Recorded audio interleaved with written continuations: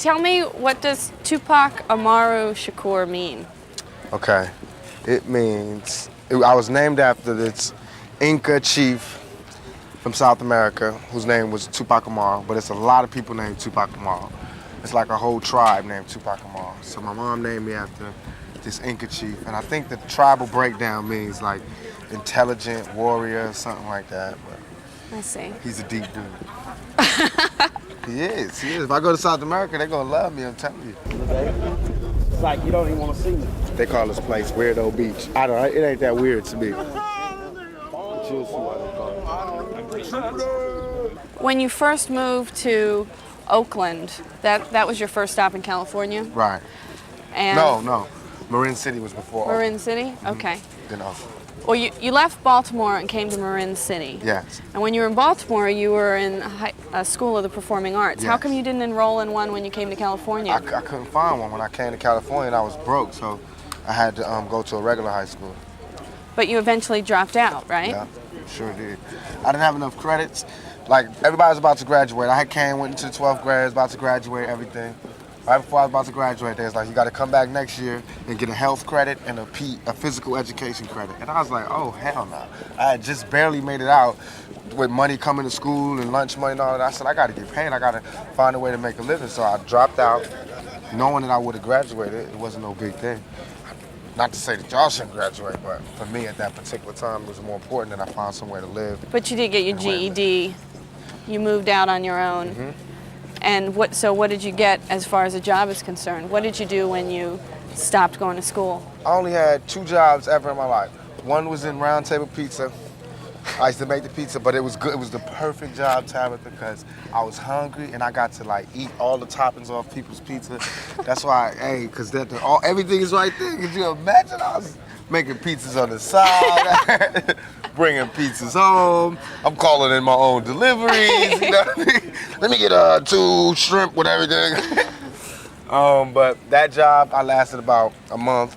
Then I worked as the guy that packs your bags in the supermarket for about, 2 weeks. Then the dude kept catching me writing raps by the time clock.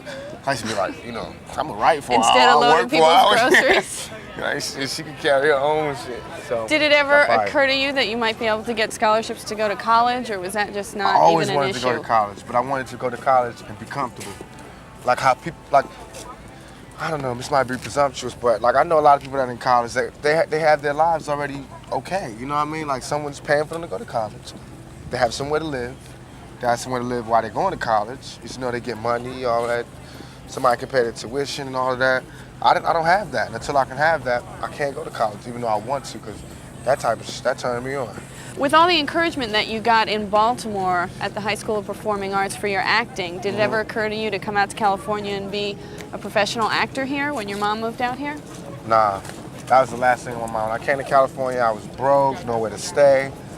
What do you mean nowhere to stay? I didn't have anywhere to stay. I was staying with a friend of a friend of a friend of my mother. Why weren't you staying with your mother? Because she was in Baltimore. We didn't have any lights and electricity. We was about to get evicted, so she sent me first. You know how mothers do. Protect the young. So I went out there broke. I wasn't even thinking about acting. I was just thinking about surviving. But such is life. I ended up doing it, what I love the most. I ended up doing both of those things. During that time when you went to California, your mother was in Baltimore. Is that when she was a crack addict? No, she was addicted to crack when I was in California. First moved to California. What's up? All right, what's happening? And what was that like to have a mother who was addicted to crack? I love my mom. She the bomb to me, so I know love she all is her now, mistakes. but what about then? It was hard. It was hard because, she was my hero. Did She you is my ever hero. have any temptation with crack? Never, ever, never. My father died like that, but the man that I knew was my father. The man that I knew died. The man that I knew was my father. He died with cocaine, so it was never my thing. And why do you think that your mother had that time of weakness with crack? Everything was just going bad for her. It's harder for a woman to raise a family than it is for a man. Oh, yes, all day.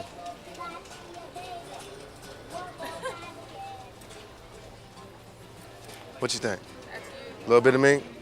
Tip it to the side, a little something, something.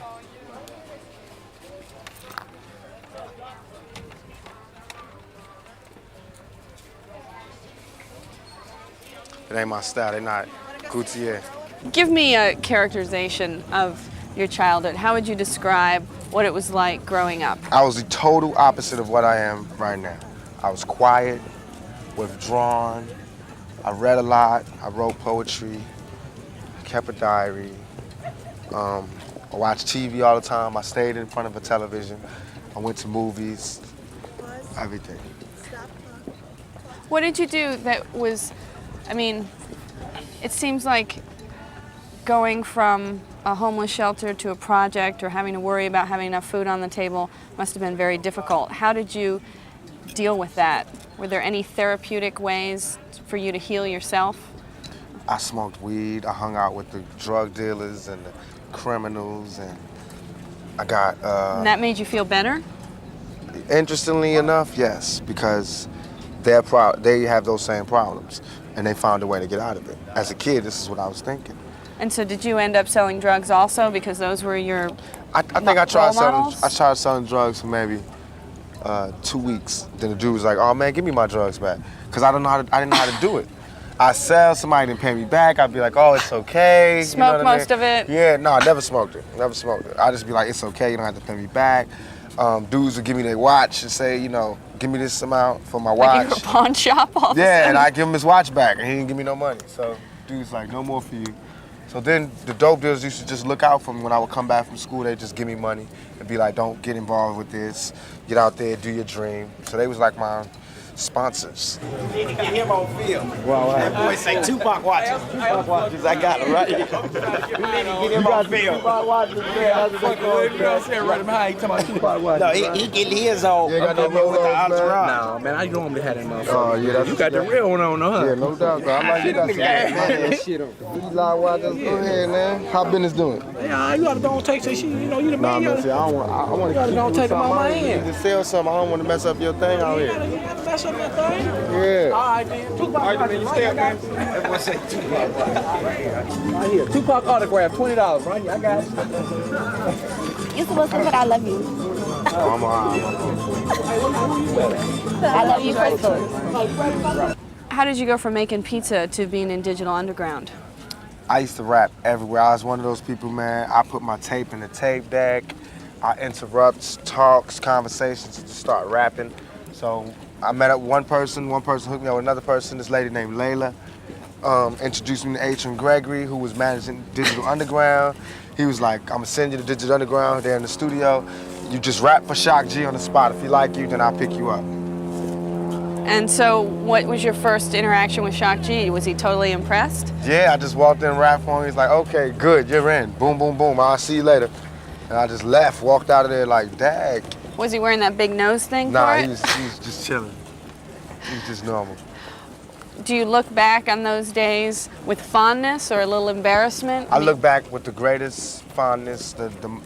Those were like some of the best times of my life because... Well, when I mentioned Digital Underground to you yesterday, you were like, duh! No, because it just brings back like silly, yeah, I guess it's I mean, embarrassing too, but it's all funny to me, it's all good. The silly parts is like me running around in zebra print underwears and making simulated sex with blew up dolls and just, we had like the funniest, craziest show. I think hip hop need another Digital Underground right now. Do you ever talk to any of them anymore? No doubt, Shock G. He was involved with Me Against the World. He came to see me in jail. He did? Yeah, no doubt.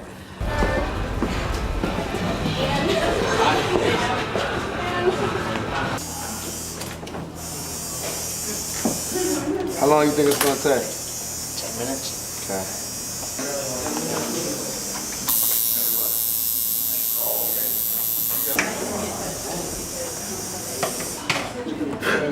First, look at just in black.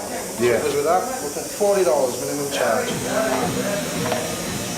At what point in your early life were you introduced to this quote-unquote thug mentality? When I was out there by myself, with nowhere to stay and no money. Which city? And In California? bits of it was in Baltimore. Pieces of it was in Marin City, and then the rest came in Oakland. And what was your In first LA. introduction? Drug dealers or? Drug dealers, pimps, prostitutes. That's really it. Criminals. But they weren't like young, glamorous guys, you know. They weren't like. Well, they why didn't did you want to seduce hang me out like with that. them then? They the only people that cared about me at that point. When I had nowhere to go, But you and said I was your mother hungry. always cared about you. She did, but she was lost at that particular moment, and she wasn't caring about herself at that moment. Being a man, I needed a father. I needed a male influence in my life, and these were the males. The other males who could have been a more positive influence on me were too scared to come where I was, or they didn't have the money, or they didn't have Right. the heart, or whatever. Well, tell me about not growing up with a father. Why didn't you grow up with a father?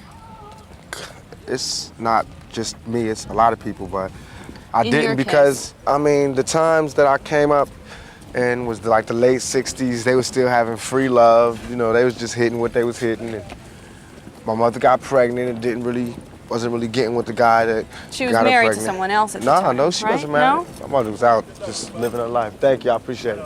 Thank you. And she got pregnant and had me. I didn't have a father. Did Did you my know father- who the father was, your biological father? I still don't know who it is, for sure. I've never taken any blood tests. The guy who I knew was my father, who claimed to be my father, he passed away, he died. And is that legs? Yes, but then recently after I got shot, this other guy came and was like, he was my father and he looks like me. He been in the jail to see me. His kids look like me. Well, what was that like? That was the bug out. I just woke up and he was standing over me. So In jail? when I was in the hospital, And what did do you believe him? I do in a way because he looks like me and his kids look like me. Why don't you get a blood test to find out? It's scary. Is it pointless now? In a way, I mean, I'm not gonna love him anymore or love him any less, so it's pointless. Did he explain why he left? Yeah, What did he say? it was personal. It wasn't, I don't want to Okay. put his word. I'll tell everything about me, but I Right. don't want to No, that's give fine. out his business. That's cool.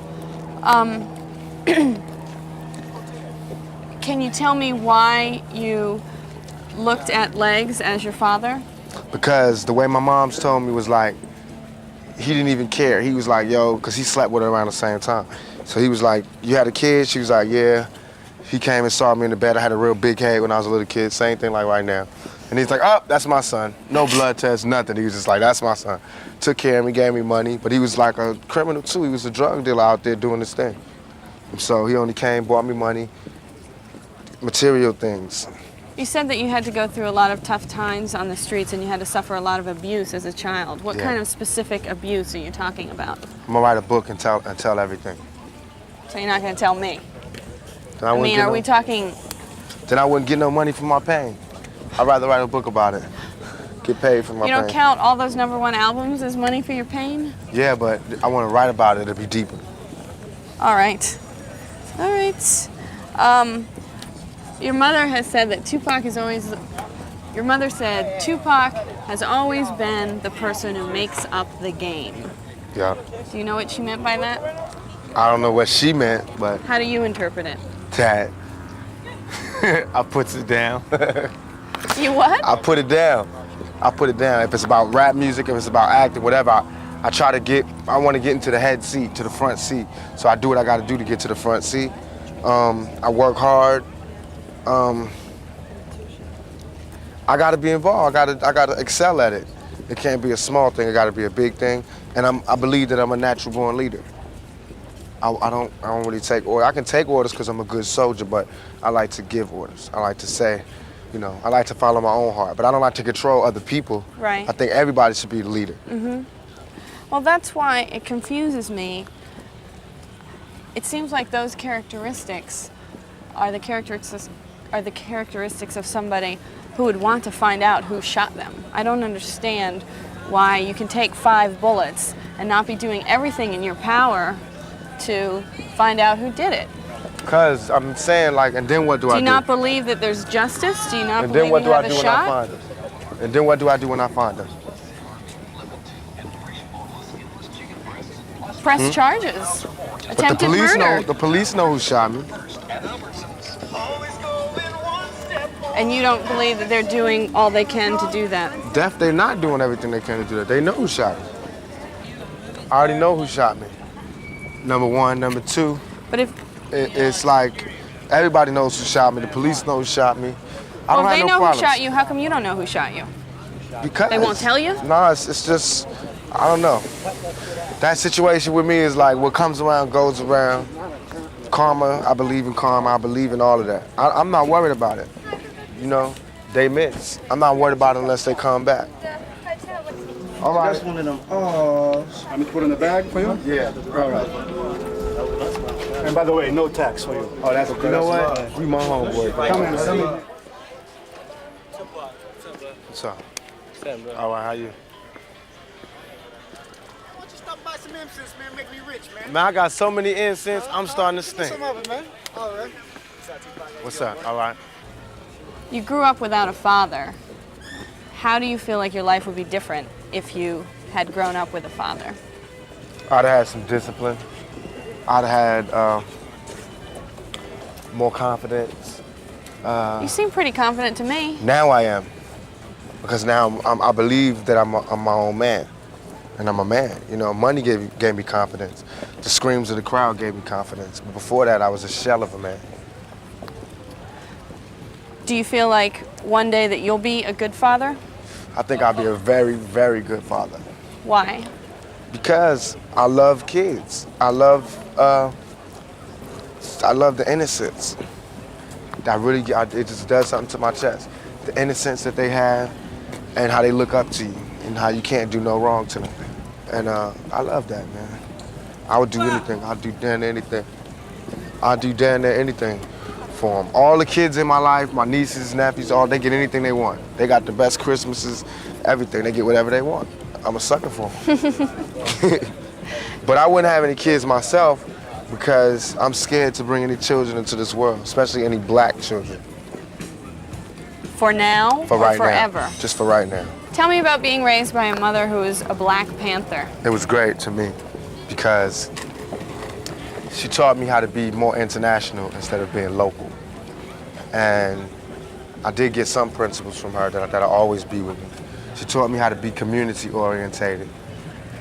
And I think my mother taught me to understand women a lot more than my peers can. You're in touch with your feminine side? I think so. I think so. How do you know? Because I can be around, I'm not uncomfortable around women. I'm not uncomfortable around strong women. I'm not, I don't feel more, I don't get like a predator thing going when I'm around demure females, you know? I don't get a thing like this when I'm around strong females. I like being around females, I'm comfortable. I can get with them on every level. To where I got homies that just get straight nervous around females. Weren't you going to maybe start a community center with Mike Tyson? I am. Is that progressing? Well, what I'm trying to do now is have this program where I'm gonna have like a rap league for like me. Tupac have his own football team, and Coolio have a football team, and Tretch have a football team. We all sponsor the team. Made up of kids in neighborhoods? Right. We sponsor the teams, have big games, probably get MTV to come do the World Series. Get like all the community people, like the churches to come out there and sell food, and get the fathers and the uncles to be security, and get the FOI and the deacons and everything, and bring the community spirit back. And then on the weekends we'll have like block parties. So I'm doing all this to raise money. Then we have like get a date, fundraisers, like people try to get a date with Tupac or Tretch or one of the other rappers. And where would the money go to? We'll have like a neutral center where we'll get the money together, and that'll be for, we're trying to get a community center in every ghetto in the United States. It seems to me that you are trying to distance yourself from a thug life mentality. Not that, I'm just trying to show who I am. That people locked up on one part of me that they really did not understand. So now I'm trying to do two things. One, help them understand the part of me that they didn't understand. And two, is to show that, you know, this is the type of things that young black males can do. We can do anything if you just give us a shot. Stop trying to beat us down. Tupac, your life has been marred by considerable pain. Do you think you'll ever get to the point where you can live a normal, happy life? No. But I'm going for it. I'm trying for it. And until then, I have to make the life that I do live as happy as I can and try to do the best with what I have. Live the best life I can live, be as happy as I can be. Nothing is perfect for anybody, I don't think.